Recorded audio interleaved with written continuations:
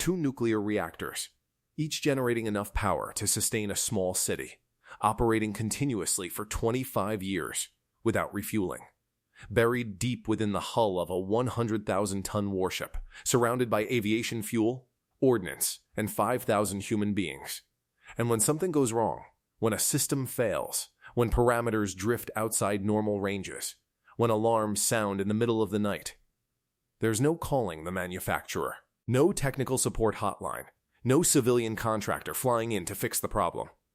There's one group of people responsible: the nuclear-trained engineers and technicians operating and maintaining the most sophisticated propulsion system ever installed on a warship, working in spaces most of the crew will never see, standing watches that never end, maintaining standards so rigorous that a single procedural violation can end a career.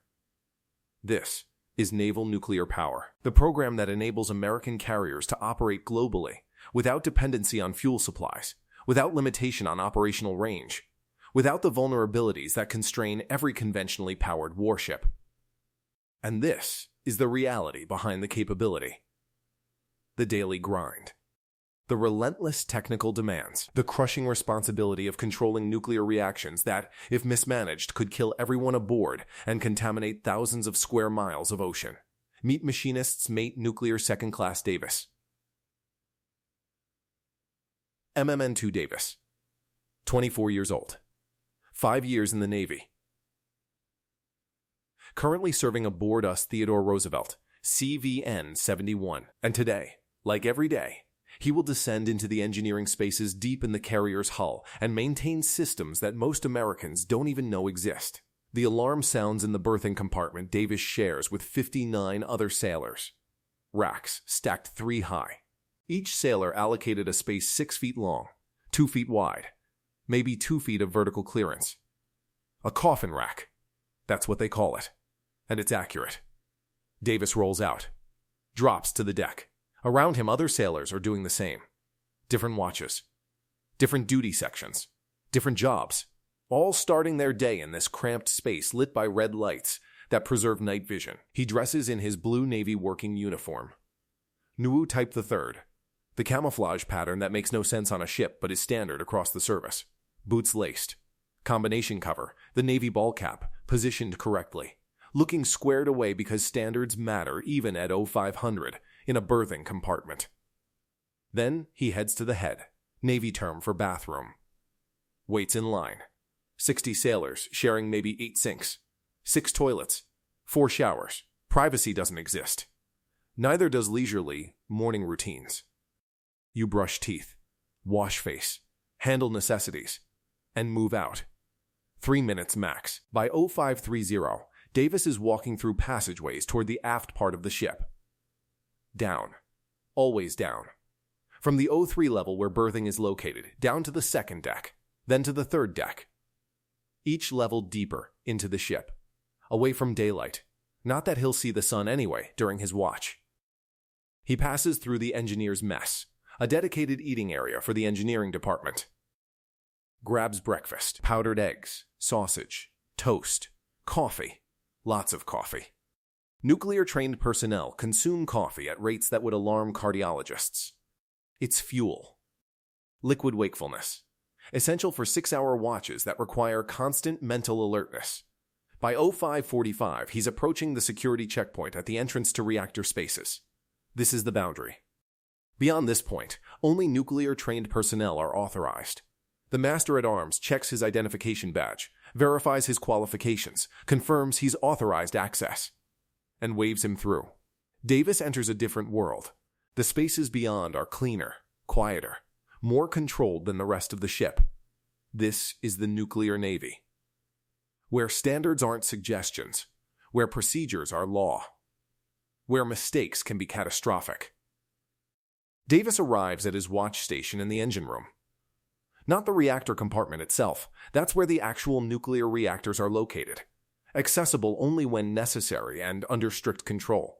He's stationed in the engine room, where the steam generated by nuclear reactors drives the turbines that power the ship. The space is massive, turbines the size of buses, reduction gears taller than a 2-story house, Pipes in every direction carrying superheated steam at 600 degrees Fahrenheit and 1,200 pounds per square inch pressure. The noise is constant, a roar that makes conversation impossible without raising your voice. Davis finds MMN-2 Jackson, the sailor he's relieving. Jackson has been on watch for 6 hours, exhausted, ready to be done. But relief isn't automatic. Turnover must be thorough. They review the engineering log, every reading, every system status, every evolution conducted during the past 6 hours. Davis asks questions, clarifies anything unusual, confirms equipment status. Then they walk the space together, check critical equipment visually, verify pump operations, inspect for leaks, steam leaks, water leaks, oil leaks, look for anything abnormal, listen for unusual sounds. A good engineer can hear when something is wrong before instruments detect it. Satisfied, Davis signs the log. I have been properly relieved and have no outstanding information. Jackson counters. I have properly relieved MMN-2 Jackson and have no outstanding information. The watch has transferred. Davis is now responsible for this engineering space and every piece of equipment in it for the next 6 hours. Jackson leaves, and Davis is alone with the machines. Except, he's never really alone. The engineering officer of the watch is one level up in the propulsion plant control room. The reactor operator is monitoring reactor parameters. The electrical operator is managing power distribution. They're all connected by communication systems and procedures, all part of the same team maintaining nuclear propulsion. Davis begins his rounds. The same route he'll walk every 30 minutes for the next 6 hours, checking the same equipment, recording the same parameters, looking for any deviation from normal. He stops at the main feed pump. This pump provides water to the steam generators, the interface between the nuclear side and conventional side of the propulsion plant. The pump is running. He checks vibration. Excessive vibration indicates bearing problems or imbalance. Checks temperature. Overheating suggests lubrication issues. Checks suction and discharge pressure. Deviations indicate flow problems. All normal. He records the readings in his log. Moves to the next piece of equipment. Condensate pump. Lube oil system. Auxiliary systems. Each one critical. Each one requiring attention. The readings seem mundane. The work appears repetitive. But this is where accidents are prevented, where incipient failures are detected before they cascade into major casualties. The nuclear navy has been operating for over 60 years without a single reactor accident causing radiological release. That safety record isn't luck. It's vigilance.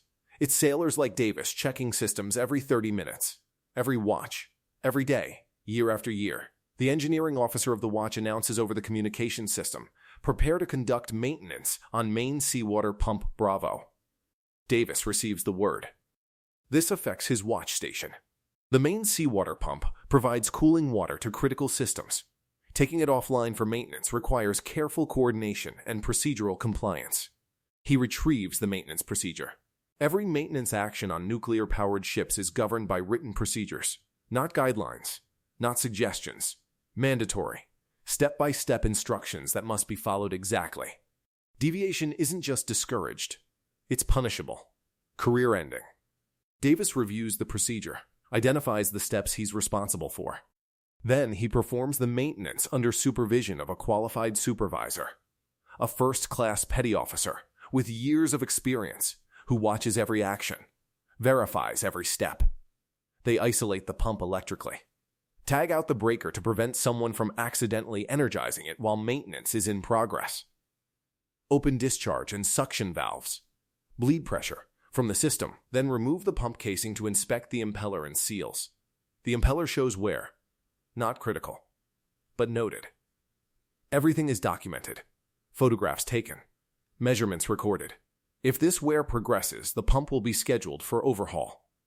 They reassemble the pump, reverse the procedure, restore electrical power, fill the system, vent air, start the pump, monitor for leaks, vibration, unusual noise. Everything operates normally. Total time, 90 minutes. For a routine inspection that civilian facilities might complete in 30 minutes, but speed isn't the priority.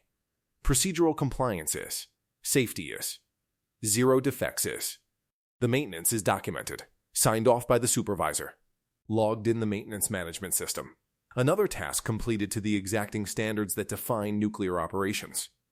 Between his rounds, Davis opens the qualification manual he carries everywhere. The Nuclear Engineering Watchstander Qualification Manual. Everyone in the nuclear navy is constantly qualifying for the next watch station, the next level of responsibility. Davis is currently qualified as Engineering Watch Supervisor, but he's working toward Propulsion Plant Watch Supervisor, a senior enlisted watch station that oversees all engineering operations.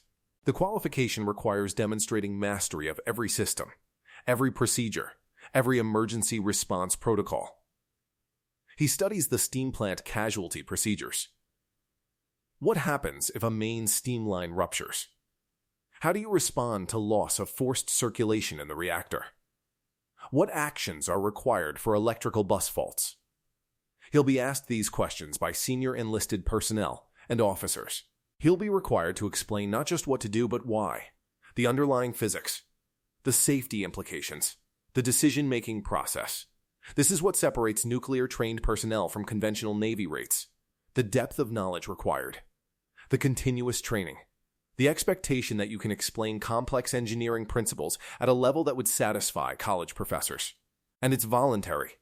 Davis chose this, volunteered for the nuclear program knowing the demands, because the training is the best technical education available. Because nuclear-qualified personnel develop skills that translate directly to high-paying civilian careers. Because there's pride in being part of the elite group that makes naval nuclear power work. Davis's watch relief arrives for his meal break, 30 minutes. He secures his watch station, provides turnover, and heads to the engineer's mess.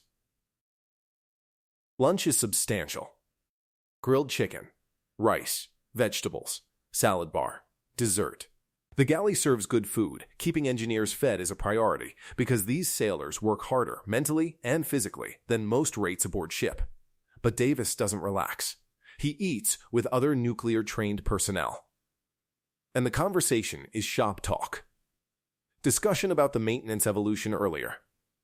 Debate about an unusual reading in reactor compartment temperatures. Questions about qualification progress. This is the nuclear community. Even off watch, they're thinking about the plant, about systems, about procedures. Because the responsibility never stops. Because you live with the knowledge that mistakes in your workspace can kill everyone aboard. 30 minutes later, Davis is back at his watch station, relieving his relief, resuming the cycle of rounds, monitoring, and vigilance. Davis is conducting his routine rounds when the alarm sounds. Loud. Insistent. The announcement follows immediately. Reactor scram. Reactor scram. Propulsion plant control room. Provide electrical power to vital systems. Davis's heart rate spikes. Reactor scram. The automatic emergency shutdown of the nuclear reactor. Something triggered the safety systems to rapidly insert control rods and halt the nuclear chain reaction. His training takes over. He immediately checks his systems. The turbines are still operating, coasting on residual steam. But steam supply is dropping. Pressure is falling. The plant is transitioning from normal operations to emergency conditions. He monitors critical parameters, ensures backup systems are activating, prepares for the possibility of losing main propulsion entirely. The ship would then rely on emergency diesel generators for electrical power. In the propulsion plant control room, the senior watchstanders are executing emergency procedures, diagnosing the cause of the scram, determining if it was valid, a real abnormal condition requiring shutdown, or spurious, false sensor reading or equipment malfunction. 3 minutes after the scram, the announcement comes. The reactor scram was caused by loss of off-site power. The condition has been corrected. Prepare to restart the reactor. Davis exhales. False alarm. But the plant responded correctly. Safety systems worked as designed. And now the complex process of restarting the reactor begins. This will take hours.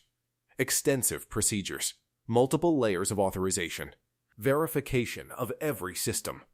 Because restarting a nuclear reactor isn't casual. It's a major evolution requiring absolute procedural compliance. And Davis's part is ensuring his equipment is ready, that steam systems are properly aligned, that when reactor power increases and steam generation resumes, his plant is prepared to accept and utilize that energy safely. The reactor startup proceeds methodically. Control rods are withdrawn incrementally. Neutron flux increases. Reactor power rises slowly from 0 toward operational levels. Davis monitors secondary side temperatures. As reactor power increases, steam generation increases. Steam temperature and pressure rise. He verifies proper expansion of systems. Metal components expand as they heat, and proper allowances must be maintained.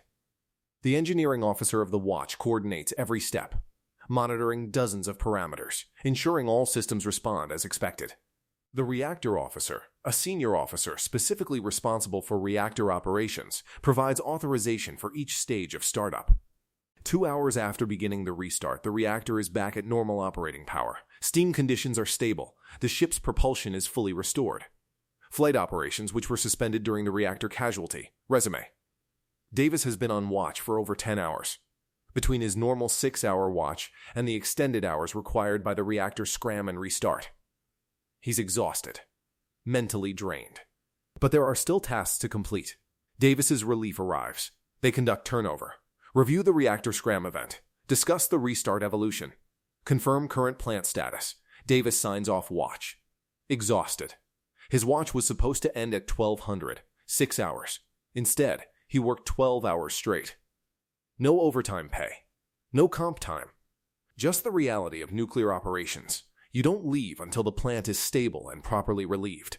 He secures from the engineering spaces, emerges into the regular ship spaces, realizes he hasn't seen daylight in 12 hours, hasn't been outside, hasn't had any break from the constant mental demand of monitoring nuclear systems. He's hungry, missed dinner during the reactor restart, heads to the mess deck for midrats, midnight rations. Leftover food from dinner, sandwiches, soup, something to fuel his body before collapsing into his rack. Davis should sleep. He's exhausted. But there's paperwork, qualification signatures to collect, maintenance records to review and sign, the administrative burden that follows nuclear operations. He sits in the engineering department office, a small space crowded with desks, computers, and technical manuals. Completes his required documentation. Reviews the reactor scram report. Every scram generates extensive investigation and documentation. His portion is confirming his watch station responses and equipment status during the event. By 21:00, he's finished. He returns to berthing, strips off his uniform, climbs into his rack. The ship is quiet, relatively. The ventilation systems hum. The ship creaks and groans as it moves through water. Distant sounds of flight operations filter through the steel. Davis closes his eyes. In 5 hours, he'll do it all again. Different watch rotation. Same responsibility. Same systems. Same exacting standards. Davis's job didn't start when he reported to us Theodore Roosevelt. It started years earlier with the most demanding training program in the U.S. military, Nuclear Power School. 6 months in Charleston, South Carolina. College-level courses in mathematics, physics, chemistry, reactor principles, thermodynamics, electrical engineering. 8 hours of classroom instruction daily. 4 hours of required study. Exams weekly. Minimum passing grade of 80%. In civilian colleges, that's a B. In nuclear power school, it's barely acceptable. Attrition rate, 30-40%. Smart, motivated sailors wash out. Can't handle the pace. Can't master the material. Can't maintain performance standards under relentless academic pressure. Those who survive proceed to Nuclear Power Training Unit. 6 months of hands-on training at prototype nuclear reactors. Land-based training reactors identical to those on carriers and submarines. Sailors stand watches under instruction. Operate actual nuclear plants. Conduct startups, shutdowns. Emergency drills. More attrition. More pressure. More standards. Those who complete the prototype receive their nuclear qualifications and report to the fleet. But qualification doesn't stop. At the ship, every nuclear operator must earn their Engineering Watch Supervisor qualification, demonstrating mastery of every system to senior personnel and officers. This takes months of intensive study, oral examinations, and practical demonstrations. And even then, it's not over. Continuous training, annual requalification exams, regular drills, operational reactor safeguards examinations where teams of inspectors evaluate plant operations, and can shut down the reactor if performance is inadequate. This is what Davis endured to earn his position. This is why nuclear-trained personnel are respected throughout the Navy, because the pipeline is brutal, the standards are unforgiving, and those who survive are genuinely elite technical operators. Davis operates systems that, if mishandled, could cause radiological release, kill the crew, and contaminate vast areas of ocean. That responsibility weighs on every decision, every action, every watch. The nuclear Navy's safety record is extraordinary. Over 161 million miles steamed on nuclear power. Over 6,200 reactor years of operation. 0 reactor accidents causing radiological release to the environment. 0 radiation-related deaths. That record exists because of people like Davis. Because standards are enforced. Because procedures are followed. Because the culture of excellence tolerated nothing less. But the pressure is crushing. One procedural violation can end a career. One mistake can result in loss of nuclear qualifications, essentially ending your value to the Navy. The scrutiny is constant. The expectations are unrelenting. Davis lives with that pressure every day. And so does every nuclear-trained sailor aboard every carrier and submarine in the fleet. When Davis completes his naval service, his experience translates directly to civilian nuclear power, engineering firms, and technical industries. Nuclear-trained Navy veterans are recruited aggressively by civilian nuclear power plants offering salaries exceeding $100,000 annually for operators with Davis's experience. Engineering companies seeking project managers who understand complex technical systems. Defense contractors requiring personnel with security clearances and nuclear backgrounds. Consulting firms needing subject matter experts. The nuclear Navy is the finest technical training program in existence. More rigorous than most universities. More practical than civilian power school, creating operators with depth of knowledge and breadth of experience that civilians can't match. And that's part of why sailors like Davis tolerate the demands. Because the training and experience create career opportunities that justify the sacrifice. When carriers operate globally, projecting power in the Middle East, maintaining presence in the Pacific, conducting operations in the Mediterranean, they do so because nuclear propulsion eliminates refueling requirements. Conventional carriers must refuel every few days, require tanker support, are constrained by fuel capacity. Nuclear carriers steam for 25 years on a single reactor core. Unlimited range. Unlimited operational flexibility. That capability exists because of sailors like Davis. Working 12-hour watches. Maintaining systems to standards that exceed civilian nuclear power. Operating in spaces most Americans will never see. Enduring pressure and responsibility that most people can't imagine. They're not famous. They don't get recognition. They work in the bowels of the ship while aviators get the glory and attention. But without them, the carrier doesn't move. Without them, there's no power for catapults, elevators, radar, weapons. Without them, the carrier is just an expensive floating pier. They're the heart of the ship. The engineers maintaining reactors. The nuclear-trained technicians ensuring that American carriers can operate anywhere, anytime, for as long as national interests require. Type "Thank you, Nuclear Navy" if you appreciate the engineers making carrier operations possible. Hit that like button if you learned something about the demanding technical operations happening below decks on carriers. Share this with anyone who doesn't understand the human element behind naval nuclear power. Show them what it takes to operate the most sophisticated propulsion systems afloat. And if you're nuclear-trained Navy, if you've stood those watches, if you've maintained those reactors, know that Americans appreciate your service even if they don't understand the daily reality of your work. A day in the life of MMN2 Davis. 12 hours on watch. Constant monitoring. Maintenance evolutions. Emergency response. Reactor restart. Qualification study. Administrative burden, and tomorrow he'll do it again. And the day after. For months. For the entire deployment. Maintaining standards. Operating systems. Ensuring that us Theodore Roosevelt's nuclear reactors provide reliable power for every mission. That's naval nuclear power. That's the engineering capability that makes American carriers the most powerful warships ever built. That's the daily reality for sailors who volunteered to take on responsibility that most people can't comprehend. 2 nuclear reactors. operating continuously, maintained by dedicated professionals who accept nothing less than perfection, enabling American carriers to operate globally without limitation. That's the engineer maintaining reactors on a U.S. nuclear aircraft carrier. That's the excellence happening every day in engineering spaces throughout the fleet. That's American naval power at its technical foundation.